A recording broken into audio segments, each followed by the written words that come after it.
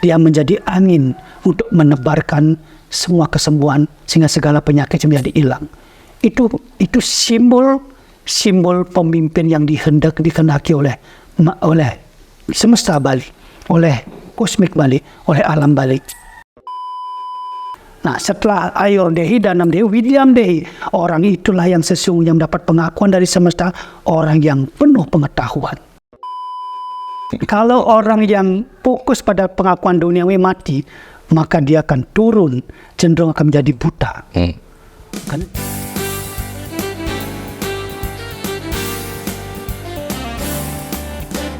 We are in my room.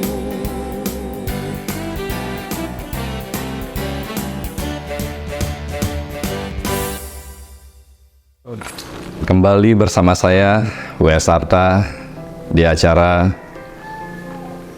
Solusi Cerdas bersama Dr. Guru Mangkuhipno. Rahayu. Rahayu Guru. Terima kasih Guru, hari ini menyita waktu banyak kita. Karena begitu banyak pikiran-pikiran saya yang terjanggal. Akan tetapi satu demi satu hari ini terlepaskan Guru. Semoga bisa dijalankan. Ini penting nih Guru. Saya kadang-kadang susah membedakan hal yang mau saya tanyakan ke Guru sekarang. Hidup ini kadang-kadang, bukan kadang-kadang Guru. Bagi saya sendiri, hidup ini hanya untuk mencari sebuah pengakuan. Cari panggung. Apapun yang kita lakukan kadang-kadang, bukan kadang-kadang, ternyata saya hanya mencari pengakuan di sini. Pingin diakui, pingin panggung. Nah, terus panggung yang saya sudah dapatkan itu, apakah kita bisa nikmati apa enggak? 85% tuntutan ekonomi, tuntutan keduniawian Guru. Kita cari panggung aja udah, cari pengakuan aja. Kita tinggalkan yang namanya bagaimana kita menikmati kehidupan ini Guru. Saya mau pikiran yang jelas Guru. Oh, ini loh pengakuan, ini loh bagaimana kamu hidup menikmatinya Guru. Bagaimana itu? Karena ada kebingungan di sana Guru. Saya sudah berusaha mencari penikmatan hidup, tetapi ternyata pengakuan yang lebih banyak saya butuhkan Guru. Iya. Jadi pengakuan ada dua faktor. Nah, pengakuan duniawi, kita diakui oleh sesama makhluk hidup, atau pengakuan kosmik, kita diakui kebaikan kita oleh kosmik. Jika Anda berhenti pada pengakuan yang dimaksud kosmik itu apa Guru? semesta. Oh, semesta. Jadi di dunia ini kan semesta punya mata Pak, punya telinga, punya rasa, bentuknya angin. Jadi sehebat-hebatnya Anda mendapat pengakuan manusia, materialistik, Anda akan tersesat ketika Anda tidak membutuhkan pengakuan kosmik. Anda lupa bahwa Anda mikro, kosmik makro. Sesuatu bisa menyatu dengan makro ketika dia memiliki frekuensi yang sama. Jadi barang siapa hanya membutuhkan pengakuan secara materi, manusiawi, pengakuan oleh satu orang ke orang lain, tapi dia tidak membuat pengakuan-pengakuan kepada kosmik, pengakuan kebaikan, maka dia tersesat Pak. Disesatkan oleh keinginannya, ambisinya. Dan ambisi itu ada satu sindrom, dia bersifat unlimited. Anda bisa meraih 3, Anda ingin meraih 5, Anda bisa meraih 5, Anda ingin meraih 10. Tapi kalau Anda ingin mendapat pengakuan kosmik, ada satu hal, itu limited Pak, itu terbatas. Contoh, hari ini, pagi ini, berapa kebaikan yang telah Anda lakukan agar mendapat pengakuan kosmik. Mungkin Anda ingin kita kemana-mana dipuji oleh teman, tapi kita lupa kita harus mendapat pengakuan dari kosmik agar kita hidup dunia ini nyaman. Ingat, pengakuan dari manusia itu sifatnya adalah subjektif. Mungkin Anda kaya raya, ada orang yang suka kekayaan, dia mengatakan, oh, Anda hebat, itu pengakuan. Anda puas dipuji. Tapi kalau saya, Guru, saya ingin lebih cenderung pengakuan kosmik. Seberapa kebaikan, seberapa waktu membaikkan orang lain atau kosmik yang kamu miliki. Apa efeknya? Kalau mendapat pengakuan manusiawi, kita tersesat. Piutana samskara namanya. Kita akan terus, tidak boleh turun ya, tidak boleh turun. Terus maju, naik. Akhirnya menggelebuk karena unlimited. Tidak ada batasan. Seperti naik gunung. Sampai di puncak Anda akan turun lagi. Tidak mungkin tidak turun. Atau Anda mati kedinginan di situ. Tetapi pengakuan oleh kosmik akan membawa Anda pada jalur bahwa dunia ini nikmat adanya. Maka disitulah muncul sebuah mantra. Ayur Dehi namanya. Om Ayur Dehi, Danam Dehi, Widyam Dehi, Maishwari, Samasta Makilam Dehi, Dehima Parameshwari. Yang artinya, bagi mereka yang mendapat pengakuan kosmik karena kebaikannya, karena apa yang dia miliki, dia dermakan untuk kehidupan ini. Sekecil apapun itu tetap bernilai. Maka dialah yang dianugerahkan usia panjang, Ayur Dehi. Danam Dehi, dialah yang penuh keberlimpahan. Harta yang dia sumbangkan dengan maksud mengurangi harta, tapi ditambahkan terus oleh ilahi. Maka orang akan tambah kaya. Tidak sadar itu pengakuannya di situ, sudah masuk di dalamnya. Tapi kita fokus pada materi. Nah, setelah Ayur Dehi, Danam Dehi, Widyam Dehi, orang itulah yang sesungguhnya mendapat pengakuan dari semesta, orang yang penuh pengetahuan. Lalu orang itu gunakan pengetahuannya untuk menjaga semesta. Maka semesta ini menjadi tempat terindah bagi dia menjalankan kehidupan. Itulah pengakuan yang utama. Diakui oleh kosmik bahwa kita tuh berkontribusi baik pada kehidupan ini. Jadi kalau Anda punya pengetahuan, punya harta, tapi Anda tidak gunakan untuk menjaga semesta ini, justru Anda merusak semesta ini. Itu bukan Anda akhirnya berada pada ketenangan. Bukan. Itu masalah buat Anda. Jadi kalau Anda ingin mendapat pengakuan, seimbangkan pengakuan duniawi, ya, karena kita hidup di dunia. Tapi batasi diri, karena ini tidak akan membawa pada sesuatu yang sifatnya ke puncak. Karena ini materialistik. Ingat, materi itu susah sekali dibawa. Maka salah satu syarat untuk Anda mati, tidak membawa harta. Karena Anda kalau bawa mobil, satu susah nanti mati. Jadi Anda diri. Kan kalau orang mati itu kan naik, Pak, bukan turun. Ingat itu. Kalau orang yang fokus pada pengakuan duniawi mati, maka dia akan turun, cenderung akan menjadi buta. Karena dia berat. Maka sastra menyebutkan, nanti hal terakhir, detik-detik napasmu lepas, kalau kamu terikat pada hartamu, maka kamu akan terpendam bersama harta itu. Tapi ketika kamu menyebut nama-nama Tuhan dalam kirtanam, menyebutkan nama-nama Tuhan terus saat kematianmu tiba, maka rohmu akan naik. Kan begitu konsep kematian itu. Metafisikanya begitu. Jadi kalau kita nanti mau detik mau mati, aduh tanah saya siapa ngurus, mobil saya ngurus, nanti Anda matinya seperti itu, jadi ke bawah.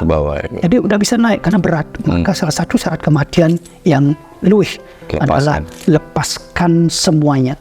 Nah, ketika begitu, lalu untuk apa Anda mendapat pengakuan duniawi? Tidak ada gunanya. Karena pada akhirnya manusia hanya menuju satu tujuan, kematian. Wow. Pengakuan duniawi tidak terbatas, unlimited. Ya, unlimited. Pencapaiannya. Itu yang membebani. Itu yang membebani, Guru. Dan itu tidak pernah selesai. Selesai. Anda punya satu, Anda ingin dua. Anda punya dua, karena pengakuan itu selalu bergerak dia. Kenapa saya nanya itu, Guru? Karena saat ini adalah tahun politik, Guru. Di tahun politik ini di Bali sekarang lagi sedang pemilihan pemimpin provinsi, pemimpin daerah, Guru, kabupaten, atau pemilihan gubernur, pemilihan bupati. Dan saat ini orang lagi benar-benar memberikan visi misi. Artinya lagi berani-beraninya berjanji akan mendapatkan empati dan simpati atas pengakuan-pengakuan yang dia mau, Guru. Untuk apa? Tentu untuk memenangkan kompetisi ini, Guru. Bali adalah pulau spiritual. Yang mau saya tanya ke Guru ini, aplikasi Pulau Bali sebagai pulau spiritual dengan pemimpin yang mesti memiliki spiritualitas, karena di Bali adalah pulau spiritual, seperti layaknya apa Guru pemimpin di Bali ini Guru? Kita berbicara spiritualitas Pak, dalam konsep kepemimpinan kita harus mencerminkan 3 hal. Tubuh manusia dari 3 hal. Ada pita, api di sebelah kanan naik, penyemangat namanya. Ada air kapa dari kiri turun, itu namanya peredam, bijaksana. Dan api yang naik, air yang turun begini geraknya prostek, seperti orang menanak nasi, dia menghasilkan sumsumna namanya, energi kehidupan. Jadi pemimpin yang ideal memimpin Bali saat ini adalah pemimpin yang punya 3 hal ini. Punya karakter seperti api. Ketika masyarakatnya sedang galau, sedang tidak mampu, dia mampukan dengan memberikan semangat dan menjadi inspirasi dalam bidang menyemangati. Ketika masyarakatnya kepanasan, kekurangan, dia menjadi air peneduh untuk menghapuskan dahaganya orang lain. Dan ketika masyarakatnya kena musibah, dia menjadi angin untuk menebarkan semua kesembuhan sehingga segala penyakit menjadi hilang. Itu simbol pemimpin yang dikehendaki oleh semesta Bali, oleh kosmik Bali, oleh alam Bali. Berlakulah seperti api, berlakulah seperti air, dan berlakulah seperti angin. Jadi kalau Anda ingin menjadi pemimpin, melakukan 3 ini, maka Anda adalah pemimpin yang dipilih bukan oleh masyarakat, tapi hati masyarakat digerakkan oleh kosmik, oleh alam Bali. Maka pemimpin yang dilahirkan adalah pemimpin yang spiritualitasnya tinggi. Ingat spiritual itu yang tadi, Anda punya ritual, kebiasaan, lalu Anda punya moralitas. Jadi pemimpin itu harus punya moralitas Pak. Jadi perilaku api, perilaku air, perilaku angin, ini semuanya muncul dari moralitas. Jadi ritual dia punya, kebiasaan dia punya, pergerakan dia punya, dia pertontonkan semangatnya, pertontonkan kebijaksanaannya, pertontonkan kebaikannya, pertontonkan keperluannya kepada masyarakat. Itu. Jadi bukan pemimpin yang hanya tunduk pada pemimpinnya saja, tapi pemimpin yang mengerti bahwa tradisional Bali, bahwa tradisi Bali harus dipertahankan. Tradisi adiluhung para konseptor Bali harus dipertahankan. Bahwa di alam Bali ini adalah alam khusus. Di sini tidak berlaku asas Machiavelli, homo homini lupus. Pemimpin seperti itu akan berhenti tengah jalan Pak. Dia merupakan serigala bagi kehidupan lainnya. Itu. Jadi sepintar apapun dia menyembunyikan keburukannya, Tuhan punya cara untuk membongkarnya. Jadi pemimpin itu di Bali itu sederhana konsepnya. Berlakulah seperti api, berlakulah seperti air, berlakulah seperti angin. Ini simbol Pak. Berlaku seperti api, ikuti apa yang Dewa Brahma lakukan. Dewa Brahma adalah Dewa pencipta, pungut peti. Ciptakan sesuatu yang indah, yang baik, yang menyegarkan, dan bermanfaat bagi alam ini. Itu penciptaan. Berperilakulah seperti air. Dia bisa mempertahankan segala tradisi yang sudah ada dari zaman dulu. Jangan dihapuskan. Bila perlu ciptakan tradisi-tradisi baru.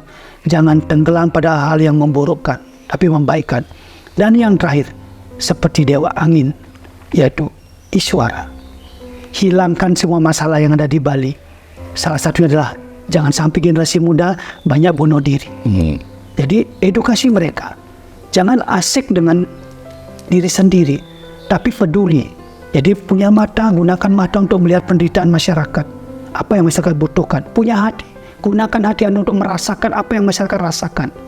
Punya telinga, gunakan untuk mendengar apa yang aspirasi masyarakat yang diinginkan. Maka Bali akan mendapatkan pemimpin ideal. Kalau pemimpinnya seperti itu. Tapi kalau pemimpinnya hanya janji, dan itu naik, yang salah adalah kita sendiri. Kita artinya menciptakan pralaya pada Bali itu sendiri. Jangan menyalahkan semesta, karena kitalah yang memilih seperti itu. Guru, kalau pemimpin itu Guru, menurut spiritual Guru, dipilih apa diciptakan Guru? Maksudnya dilahirkan apa itu dulu? Dilahirkan apa dibentuk di bumi ini untuk menjadi pemimpin? Bagi huruf pemimpin itu bukan warisan. Nah, karena bukan warisan berarti dia dibentuk oleh dunia ini, dibentuk oleh dunia. Bisa kalau Pak Arto ingin jadi pemimpin, Anda belajar, Anda masuk ke kelompok-kelompok yang berhubungan dengan organisasi. Maka kalau Anda punya kebaikan, Anda punya talenta, Anda diberkati oleh ilahi, maka Anda jadi pemimpin. Masalahnya adalah ketika menjadi pemimpin, apakah Anda menjadi pemimpin yang baik atau menjadi pemimpin yang buruk? Itu kembali ke karma kita. Kalau Anda menjadi pemimpin yang baik, maka anak cucu kita akan menikmati hasilnya. Tapi kalau Anda menjadi pemimpin yang buruk, anak cucu kita menerima penghukumannya, Pak. Jadi, pemimpin mau dibentuk, mau diciptakan. Yang penting hasilnya baik atau buruk, itu aja. Penilaian di situ. Kenapa? Satu bait kalimat yang dia ucapkan sebagai janji, lalu dia tepati. Dia memang tidak membayarnya, Pak. Tapi anak cucu kita... Oh, itu berkelanjutan, Guru? Berkelanjutan, kenapa? Oh, dulu bapaknya pernah berjanji begini, oh dulu kakeknya pernah berjanji, oh dulu bapaknya jadi pemimpin merusak ini, membahayakan ini. Dulu bapaknya bukan membangun tapi menghancur. Kan begitu, Pak. Keturunannya kena, Guru, yang tidak tahu apa-apa. Ya, kena. Kenapa? Karena janji yang dia ucapkan tercatat dan tertulis. Apalagi sekarang ada jejak digital yang kuat, Pak. Nanti tahun 2000 sekian dibongkar lagi. Dulu kakekmu pernah berjanji, dulu orang-orang langitmu pernah berjanji seperti ini, tapi tidak ditepati. Itu kan jadi hukum yang membebani turunannya, Pak. Nah, sayangnya sekarang kadang-kadang kita lupa. Kalau kita udah berdiri di depan panggung, kita orasi, kita lupa kita bukan manusia, bahwa kita pikir diri kita dewa. Kita bisa melakukan segalanya. Betul. Itu. Jadi seharusnya saya mau tuntaskan kemiskinan. yang terpenting sebenarnya kalau kita mau, Pak, pemimpin itu yang pertama harus bisa mengucapkan sesuatu. Mengucapkan Ya, itu sesuatu. harus. Dia pintar mengucapkan sesuatu. Tidak. Setelah mengucapkan sesuatu, dia harus bisa membuktikan ucapannya. Mulai susah kan? Iya. Nah, yang ketiga, setelah bisa membuktikan, dia harus bisa memperbaiki semua kesalahan-kesalahan dari pemimpin yang terlebih dahulu. Dan yang terakhir ini yang pemimpin yang hebat, dia menjadi inspirasi bagi masyarakat. Oh, dia rajin sembahyang. Jadi inspirasi. Jangan pada waktu mau jadi pemimpin sembahyang terus ke pura, tapi setelah itu tidak pernah ke pura. Gimana jadi inspirasi? Inspirasi ini ada sesuatu yang terkonsep secara selamanya begitu. Jadi tidak ada kamuflase. Itu. Jadi kalau kita memilih pemimpin, jangan lihat kulitnya, Pak. Berbahaya. Yang dilihat, Guru? Yang dilihat adalah isinya. Kalau Anda memilih buku, jangan tertarik pada kulitnya, tapi Anda baca isinya. Bahaya begini, kalau kita sering tergoda oleh kulit, berarti kita kena kamuflase, kena tipuan. Karena kulit itu biasanya tidak sama dengan isinya. Contoh, durian. Kulitnya berduri tapi dalamnya mulus. Betul. Maka orang tua kita mengatakan, kalau kamu memilih pemimpin, jangan pilih pemimpin yang seperti payuk berisi berem, atau kebalikannya. Kenali itu. Dan yang paling penting, masyarakat harus cerdas, karena masyarakat itu jangan memilih pemimpin yang seperti membeli kucing dalam karung gitu, Pak. Kita lihat dulu track recordnya selama dia memimpin atau selama dia di masyarakat gimana. Banyak faktor yang bisa kita gunakan untuk memilih pemimpin yang baik. Dan ketika kita salah memilih pemimpin itu merusak alam Bali, kita yang bertanggung jawab salah satunya, Pak. Jadi tangan Anda ketika nyoblos, termasuk Anda yang bisa merusak ekosistem di dunia. Anda berkontribusi pada kesalahan. Janganlah dia mengatakan, Tuhan. Ya. Anda yang memberikan kontribusi. Kita memilih pemimpin yang notabene pemimpin yang merusak, kita juga ikut bersalah, Guru. Jelas, Pak. Karena salah satu 0,000 sekian persen Anda yang memberi kontribusi sehingga dia terpilih. Maka kalau Anda dibayar sekarang misalnya oleh seorang, kalau Anda nih pemimpin yang suka, ini dijanjikan gini, jangan, Mak. Karena seluruh hidup Anda, sisa hidup Anda dipertaruhkan untuk itu. Wow. Meskipun hanya uang 100-200 ribu itu. Iya, karena itu karma, Pak. hukum sebab akibat yang Anda tulis dengan tangan Anda sendiri dengan tinta emas. Ya, kalau pokoknya kita yakin pemimpin kita baik, lalu benar yang kita ada terpilih, apa yang dia katakan itu benar, itu kita ikut menikmati buahnya, Pak. Karena kita ikut menanam benihnya, kita ikut memberikan pupuk pada pemimpin itu.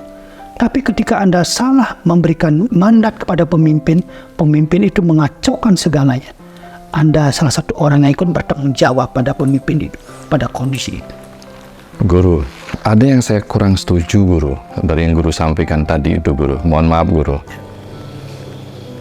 Apa salahnya anak-anak dan cucunya harus menanggung janji atau kepemimpinan bapak kakeknya dulu yang belum terwujud, Guru, sehingga harus dihukum? Ya, jadi Pak, penghukuman itu kan bukan hanya fisik, Pak, penjara itu. Tapi penghukuman itu bisa melalui penilaian masyarakat. Jadi yang Guru masukkan penghukuman itu oleh generasi berikutnya, penghukuman masyarakat, cibiran masyarakat. Oh, dulu bapakmu pernah berjanji, ternyata tidak. Bapaknya berada pemimpin, ternyata tidak ada apa-apa. Itu kan perasaan. Jadi bukan hukum secara fisik, tapi secara generatif itu meninggalkan beban. Kasihan mereka yang tidak tahu apa-apa. Nah, itu Guru. Dulu kakek menjadi pemimpin merusak ini. Ikan itu yang kacau, Pak. Itu artinya penghukuman secara batin. Penghukuman secara batinnya itu jauh lebih melukai daripada penghukuman secara fisik. Wah, inilah ya, Guru, yang saya maksud tadi. Kadang-kadang pemimpin kan hanya mencari panggung duniawi, Guru, tapi melupakan panggung kosmik yang tadi Guru sampaikan panjang lebar itu. Mudah-mudahan didengar ini, Guru. Karena jangan lupa akan panggung kosmik ini, Guru. Karena dampak dan akibatnya seperti yang kita sampaikan tadi, bukan kepada diri kita aja menanggung karmanya, tetapi juga kepada keturunan ini, Guru. Dan pemilihnya. Kalau Anda benar dengan 1.000 suara, dengan 1.000 orang, Anda melibatkan 1.000 orang di dalamnya. Kalau Anda kacau, maka Anda membuat 1.000 orang ini ikut bersalah telah memilih pemimpin. Makanya Guru katakan, kalau memilih seorang pemimpin, jangan menilai saat itu juga, tapi nilai jauh ke belakang. Dulu bagaimana sebelumnya, proses dia bertumbuh jadi pemimpin bagaimana, itu penting, Pak. Karena kalau kita baru kenal sekarang, lalu kita mendapat, oh dia baik karena dia janji-janji, oh dia hebat, itu kan sangat subjektif. Pada sebuah penilaian baru dikatakan bagus kalau dia objektif. Ada plusnya, ada minusnya. Lalu kita jumlahkan, oh pemimpin yang saya coblos ini adalah pemimpin yang lebih banyak plusnya, positifnya daripada minusnya. Kita tidak mungkin memilih pemimpin yang sempurna, Pak. Tapi kita pilih pemimpin yang bermanfaat bagi rasa hidup kita bersama, yang mampu menjaga kesucian Bali, taksu Bali, seperti itu. Karena kadang-kadang kalau kita biarkan merajalela seperti itu, pelan-pelan semuanya akan bergeser. Yang jadi dari sakral akan menjadi paupan. Yang jadi dari betul-betul memiliki nilai religius menjadi nilai-nilai keindahan yang semu, yang memang zaman sekarang ciptakan. Hati-hati, karena tidak semua kesakralan itu bisa dipertahankan dengan bentuk indah, Pak. Ada sesuatu yang kadang-kadang bentuknya memang sakral, lalu nilainya sakral. Tapi kalau kita tiba-tiba ubah segalanya karena kemampuan kita memiliki uang, itu berbahaya juga, Pak. Tapi memang perlu, kalau kita bisa sakralnya kita pertahankan, nilai indahnya kita tambahkan, itu akan membuat semua orang yang datang ke tempat itu memiliki dua hal. Matanya menjadi indah, konsentrasinya menjadi bagus, hatinya menjadi damai karena taksinya dipertahankan. Matanya menjadi indah, konsentrasinya menjadi bagus karena hatinya mendapat taksuannya ada di situ. Hatinya mengeluarkan taksu. Ya, ada cahayanya. Dan ternyata ada kesakralan di sana, Guru. Iya. Kalau saya lihat fenomena ini kan bicara kesakralan. Ambil uangnya, tapi jangan pilih orangnya, Guru. Itu kesakralannya gimana? Itu tak sakral yang mengandung nilai biologis. Iya. Nah, artinya fenomena itu gimana, Guru? Ambil uangnya, tapi jangan pilih orangnya. Itu namanya dia sedang menjalankan fungsinya sebagai manusia dalam etika menggunakan kecerdasan intelektualitas. Intelektual orang itu. Jadi karena dia tidak cocok, nih kalau saya pilih pemimpin ini mengacaukan Iya. saya ambil uangnya karena ini dunia. Kenapa dikasih uang tak mau mudah? Ambil uangnya dan untuk menjaga hubungan biasanya. Iya. Kalau saya tolak pasti dia Betul. jadi mau dia. Tapi dia tidak coblos itu kenapa? Karena dia takut hukum itu. Dia coblos sekarang berarti dia ikut memberi pupuk pada orang itu. Berarti kecerdasan berada pada pemilih, Guru. Iya betul. Karena dia sadar, oh ini pemimpin nantinya akan merusak dan saya ikut bertanggung jawab. Ya, tapi pemimpinnya juga sama Pak. Kan mengatakan ini saya kasih uang, tapi pertanggungjawabkan nanti di tempat pencoblosnya. Jadi kalau Anda tidak mencoblos, berarti Anda tidak satya wacana, Anda juga kena. Dilema di situ kan. Guru, oke, itu proses pemilihan menjadi pemimpin, Guru. Sekarang setelah menjadi pemimpin, apa yang biasanya sifat-sifat yang muncul yang kurang baik, Guru? Sifat-sifat yang muncul yang kurang baik ini, yang kadang-kadang muncul setelah kita memimpin apapun itu, Guru. Yang pertama adalah takabur. Yang kedua adalah lupa diri, Guru. Yang ketiga adalah mungkin memanfaatkan kesempatan meskipun melanggar hukum, Guru. Bagaimana caranya supaya pemimpin ini terhindar dari sifat-sifat itu, Guru?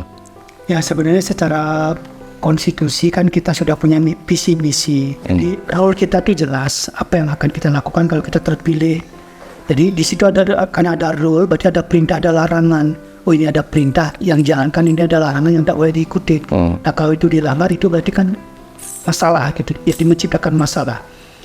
Kadang-kadang gini Pak, ada namanya dasen, dasolen. Mungkin Anda kalau ngukup tahu. Dasen itu adalah apa yang dikatakan, diteorikan. Tidak sama dengan apa yang dipraktekkan. Dasolennya, jadi dia berseberangan begitu. Ini ada masalah, maka terjadi ketimpangan. Nah, pemimpin yang menjadi ketimpangan ini biasanya dipengaruhi oleh yang paling utama karena dia lupa diri. Lupa bahwa ketika dia duduk di situ ada proses yang mendahului. Tapi yang dia ingat cuma satu, dia sudah duduk di situ. Maka proses ini dia lupakan, maka dia jadi lupa diri. Itu yang dinamakan kacang lupakan kulit. Dia tidak tahu bahwa itu berproses. Nah ini pemimpin yang lupa diri, pemimpin yang dia awam-awam biasanya. Biasanya kehidupan orang itu di awal bagus, tapi di akhir pemimpinnya akan menjadi jelek, mendapat nilai negatif. Nah yang kedua, pemimpin yang arogan. Pemimpin yang segalanya merasa dia kuncinya. Menjelamut tiang bisa, mengangkat bisa, menurunkan bisa. Ini berbahaya Pak. Dia lupa bahwa ada seorang pemimpin itu adalah pengayom. Pohon besar yang berdaun rindang seperti pohon beringin dapat berteduh di bawahnya. Ketika masyarakat kepanasan dia di bawah berteduh. Itu pemimpin. Tapi kalau pemimpin arogan, dia jadi pohon yang sangat tinggi, yang bahkan sulit untuk orang ada angin, ada hujan berteduh. Masyarakat tetap akan mengalami itu. Dan pemimpin yang paling berbahaya adalah pemimpin yang tidak memiliki faktor spiritualitas, karena dia sangat konvergen dengan Tuhan. Ketika seseorang pemimpin berjauhan dari Tuhan, maka dia menjadi pemimpin yang lebih banyak buruknya daripada baik. Maka lihat pemimpin itu apakah dia punya kehidupan yang dekat dengan Tuhan. Jangan lupa kadang-kadang kita lihat, orangnya putih, pudem, putih, Ini yang mau saya tanyakan tadi, Guru. Kelihatannya, pencitraannya, semua pemimpin kita spiritualitas, Guru. Kelihatannya, pencitraannya. Tapi kalau kita jeli Pak Arthur, spiritualitas itu seperti yang tadi, kita ukur dari moralnya. Kalau dia benar-benar pemimpin yang memiliki tingkat spiritualitas sehingga dia bercahaya, orang yang bagus, sehingga dia memberikan vibrasi pada alam batin yang indah di mata siapapun. dia akan punya tingkat moralitas yang bagus, Pak. Tapi kalau tingkat moralitasnya dia buruk, berarti dia bukan spiritual, dia berritual namanya. Dan dalam ritual itu seringkali ada kamuflase. Ada permainan-permainan imajinasi. Seolah dia hebat, seolah dia begini. Begitu nanti di depan masyarakat dia begitu pulang, sanggahnya kering, tidak pernah ngatur cawinya kopang tangan, lupa leluhurnya dan lain-lain. Begitu juga sebaliknya, ada yang kelihatan sekali bos membuat event seperti itu, tapi kehidupannya tidak mencerminkan itu. Ingat, orang spiritual itu Pak punya 3 kebiasaan. Apapun yang dia lakukan cenderung mengarah pada kebenaran, baik itu kebenaran agama, kebenaran hukum, kebenaran norma sosial dan norma kesusilaan dan norma kesopanan. Itu yang pertama. Yang kedua, apapun yang dia lakukan itu mengarah pada kebijaksanaan. Setiap peraturan, setiap keinginan, setiap apapun yang dia ciptakan itu pasti bijaksana. Dan yang terakhir, seorang pemimpin selalu menampilkan keindahan. Tidak ada permusuhan di dalamnya, Pak. Jika pemimpin ada permusuhan di dalamnya, layaknya orang bermusuhan, tidak ada satu benar, satu salah. Pasti keduanya memiliki keburukan. Anda bermusuhan dengan si A, si B, tidak mungkin bisa bermusuhan. Kenapa? Namanya bermusuhan itu pasti ada Dua-duanya ada nilai-nilai buruk dalam diri. Maka perbaiki ini semua. Ini pemimpin yang ideal. Kita bicara pemimpin yang ideal. betul, Guru. Tapi jangan lupa pemimpin di dunia ini tidak ada yang sempurna, Pak. Pemimpin punya kelemahan, punya kelebihan dan punya kekurangan. Iya, betul. Dan yang terbaik dari pemimpin itu adalah kita ngukur dari asas manfaat. Seberapa bermanfaat ketika dia nanti jadi pemimpin. Seberapa dia bermanfaat sebelum menjadi pemimpin. Seberapa bermanfaat setelah dia menjadi pemimpin. Itu keterkaitan, dong. Jadi harus sebelum jadi pemimpin, track recordnya begini, bermanfaat enggak? Oh, setelah jadi pemimpin kita nilai, nanti setelahnya juga kita nilai. Yang dia tinggalkan utang, apa ada uang lebih gitu. Jadi nilai kebaikan pada dari masyarakat tambah sejahtera, apa masyarakat tambah menderita. Karena seorang pemimpin bertanggung jawab pada kehidupan rakyatnya. Tidak boleh dia kaya raya tapi rakyatnya miskin, tidak boleh, Pak. Itu bukan pemimpin. Itu pengusaha. Itu pengusaha.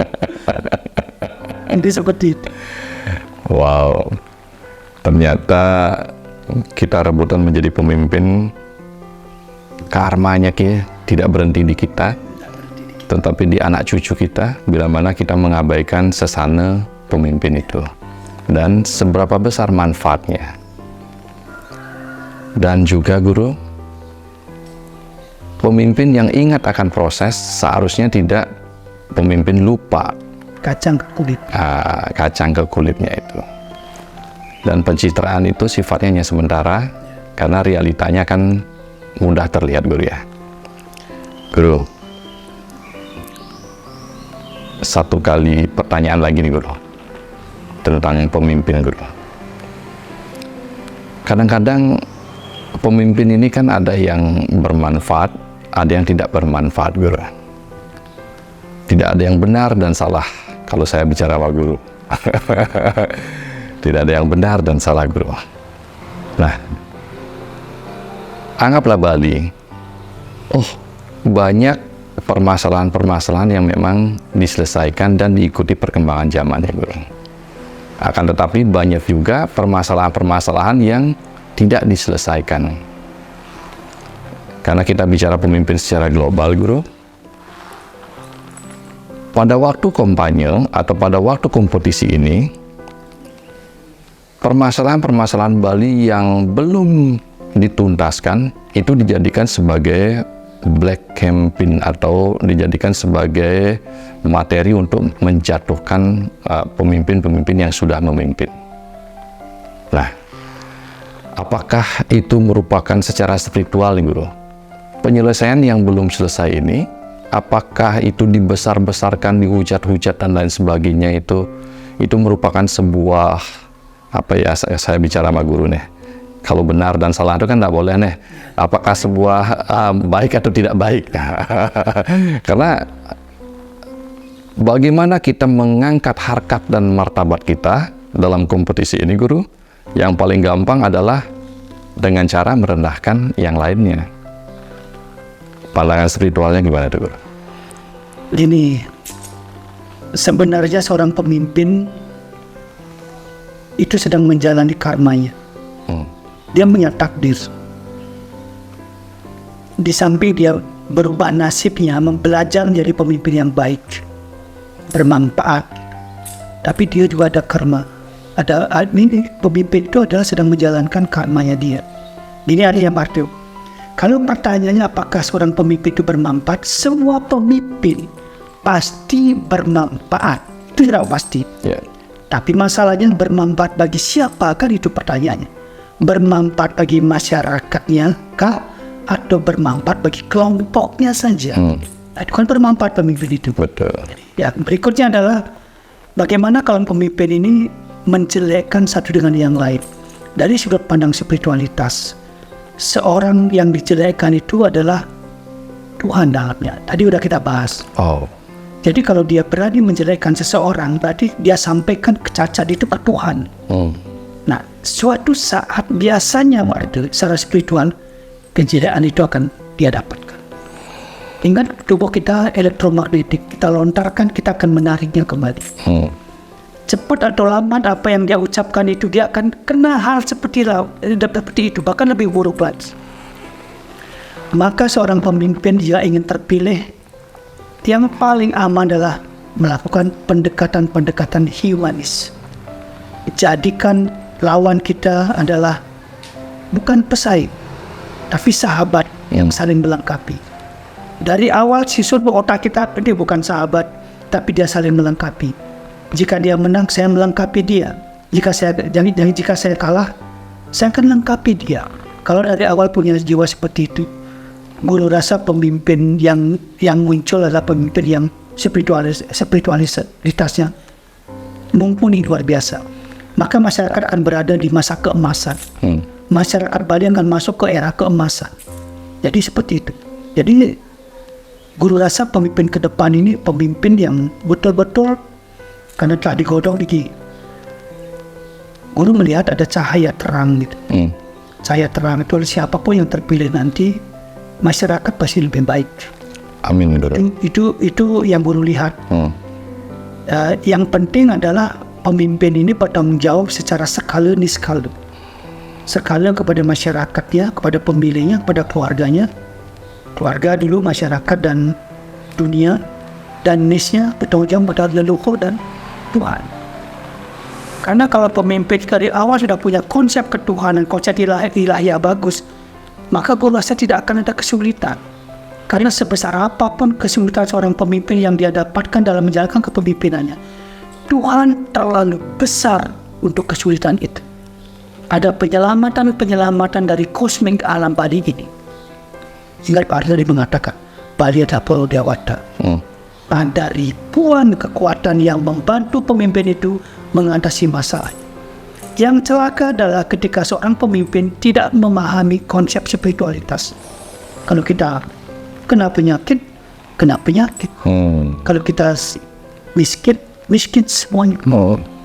Masyarakatnya kacau balau. Kenapa? Karena konsep ini yang tidak dimiliki oleh pemimpin atau kurang kuat pegangan konsep spiritualitasnya. Maka kalau kita ingin menjadi pemimpin di Bali yang bisa membuat masyarakat sehat, sukses, penuh keberlimpahan cinta, kasih dan kebahagiaan, moksaptam jagat dita, izinkan lahir pemimpin yang memiliki nilai divergensi, nilai kedekatan dengan Tuhan yang teruji. Maka ketika masyarakat, ketika pemimpinnya teruji, maka masyarakatnya akan aman, masyarakatnya akan penuh imun, maka masyarakat akan selalu mengatakan amin, karena semuanya berjalan baik. Amin.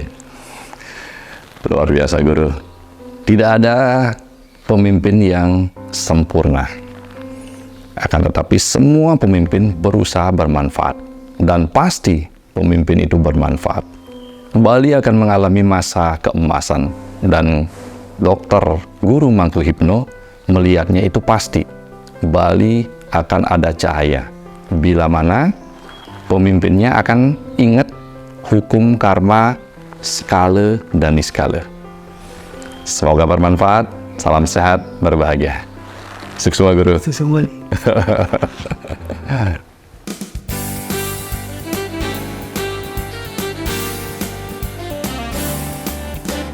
We are